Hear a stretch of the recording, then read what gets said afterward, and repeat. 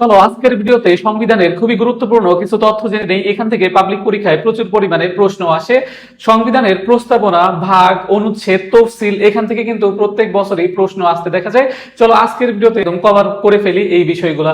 দেখো, প্রস্তাবনা, বাংলাদেশের যে সংবিধান রয়েছে এই সংবিধানের প্রস্তাবনা রয়েছে দেখো একটি, খুবই গুরুত্বপূর্ণ একটা তথ্য। এখান থেকে প্রায়শই বিভিন্ন পাবলিক পরীক্ষায় প্রশ্ন আসতে দেখা যায়। তাহলে বাংলাদেশের সংবিধানের দেখো যে প্রস্তাবনা রয়েছে কয়টি? একটি। দেখো ভাগ, ভাগ হচ্ছে দেখো 11টি, ভাগ হচ্ছে 11টি। তাহলে প্রস্তাবনা একটি, ভাগ হচ্ছে কয়টি?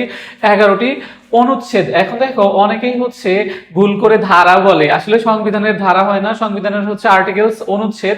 এই অনুচ্ছেদ আছে কয়টি? দেখো 153টি। খুব ভালো করে মাথায় রাখবে, 153টি। তাহলে প্রস্তাবনা একটি, ভাগ হচ্ছে 11টি, অনুচ্ছেদ হচ্ছে 153টি এবং তফসিল, তফসিল রয়েছে দেখো যে 7টি।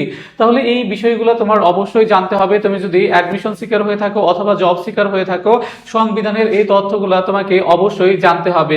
তাহলে দেখো প্রস্তাবনা, প্রস্তাবনা কয়টি? একটি। ভাগ হচ্ছে কয়টি? 11টি। অনুচ্ছেদ হচ্ছে 153টি এবং তফসিল হচ্ছে দেখো যে 7টি।